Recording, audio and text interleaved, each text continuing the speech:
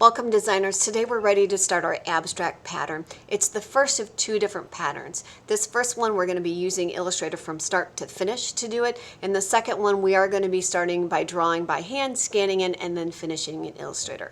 But both ways it's actually quite simple to create a pattern. So before this video lesson, you should have had some instruction in class talking about color schemes. Both the abstract pattern and your motif pattern are going to be really important that you create a color scheme. It helps tie everything together that you're going to use your pattern for later. All right? Let's go ahead and get started first by going to File, New, and I do want you to create a 20-inch by 20-inch document. Please double check that you have it set to inches. That's very important, and click Create. We're going to save this by going to File, Save As, save it in your cloud, please. In your Projects folder, I want you to call it with your first name and then call it Abstract Pattern and click Save. Excellent. All right, so as I said, color schemes are really important here. So we want to find one. That's going to be the easiest way to do this. Now you could create one from scratch, but why do that when we can go to the internet and find a color scheme simply by Googling color schemes. I do want to let you know though, you have to be very careful knowing that this color scheme you have to be able to identify. When you turn this in as your project grade, there will be a line item where you have to identify it. So for instance, I can't identify this as cool, like I don't know. You might want to double check with me, okay? Or use the color wheel to identify what color scheme this in fact is. So once you find your color scheme that you like, you're simply going to right click and copy. You're going to go back to your Illustrator document and you're going to paste this in here. Now, for this video lesson, you can do this one or two ways. You can sit and just watch me do this entire video and then go back and create your original abstract design, or you can start and stop the video, follow along. But I just want to make sure that you understand you are doing a original abstract. You're not creating the pattern that I'm creating.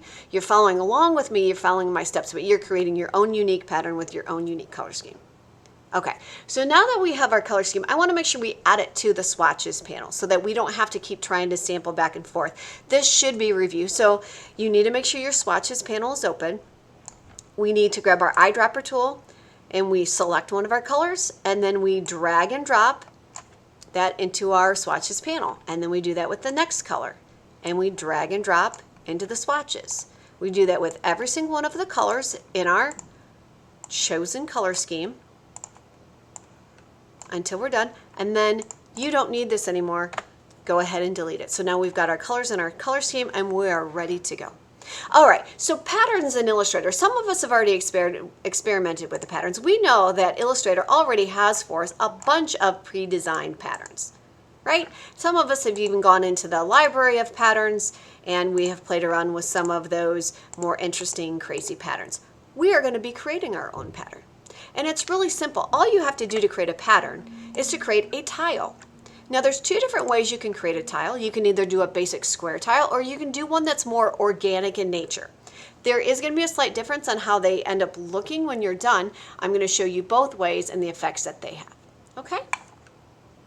So as you can see, in order to create your pattern, you can use any basic shape tool to do that. So I'm going to switch over to here. You can use any of the tools in your basic tool drawer. So I can use the polygon tool. I can use the paintbrush tool. I can use the type tool even. What I can't do is I cannot fill this with the pattern though. I can do a gradient. Just make sure that your gradient, if you pick a gradient, that your gradient fits within your color scheme that you've picked. Go. It still has to fit in your color scheme. You can use a gradient to create your tile. Okay, so I'm just creating my tile out here. I can, like I said, I can use the paintbrush tool.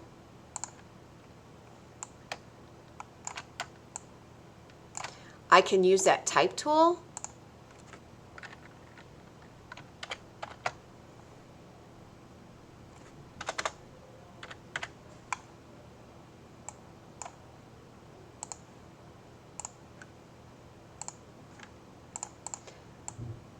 Any of those basic tools. If I want my tile to fill completely, you do need to make sure that you are putting your tile in a perfect square. So I would grab the rectangle tool, I would click and drag and make sure that's a perfect square.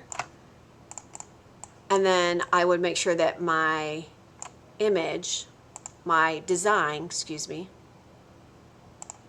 fits inside. If it doesn't, we would have some issues. I'm just making sure it fits inside. There we go. Okay, so here's one tile. Once you have your tile created, it's as simple as selecting all of your bits and pieces for your tile, going up to Object, Pattern, Make. It's going to show you, once you click OK, it's going to show you what your repeated tile will look like. And you have a lot of options here. I can change it from a basic grid to a brick pattern. I can also tell it how much I want that brick pattern to be offset.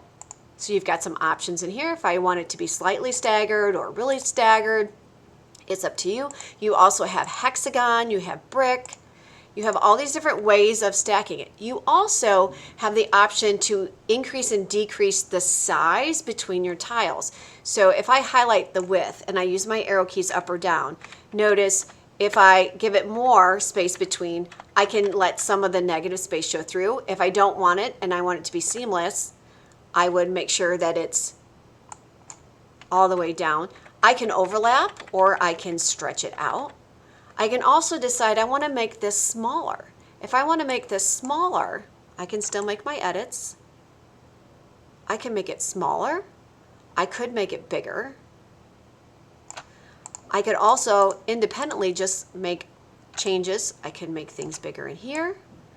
I can change colors still. I can delete things. I can add. Right? So you can make changes. Once I'm happy with this, and even if I want to show you one last thing, if I overlap, so if I've let mine overlap, so we're overlapping the tiles, I can actually tell it, I can give some directions on how I want that overlap. So that's right in here where the overlap options are. I can tell it how I want that overlap to actually happen.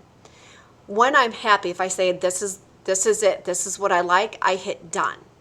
It's going to appear as if it disappeared. It didn't. In fact, it's now in our swatches panel. It's in our swatches panel. In order to apply it, I would click and drag a rectangle. So I'm just grabbing the rectangle tool and I click my swatch. And there it is. I can still edit this. If after I put it, I still don't like it, if I double click on the swatch in the swatches panel, again, I can edit. So I can decide maybe I do want some more space. And then I click done again. And notice it has updated. Okay? I want to show you one new thing with this too. So about the organic. So if I don't care about it having a solid fill color, if I delete the square, so I'm going to show you what happens if I have it be more organic. If I click and drag around this now, I go to my object pattern, make. I'm just making a new pattern. It's going to show me what this new pattern would look like.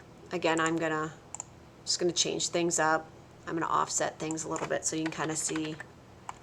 Okay, and I hit done. Now, with that new pattern, I have negative space behind this. I know I have negative space because if I were to take another shape,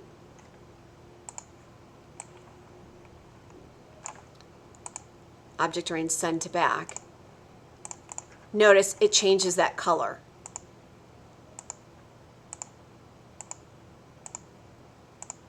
So my top fill is transparent, this color. So if you don't do it in a tile, if I don't do it in a perfect square, I am going to get negative space that if I don't put something behind it, is going to appear white. Okay?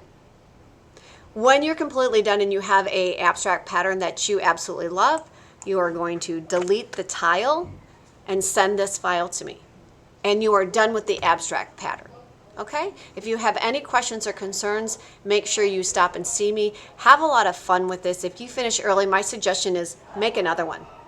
Try a bunch. I want to make sure that you have enough so that your tile is repetitive enough that you can see a pattern.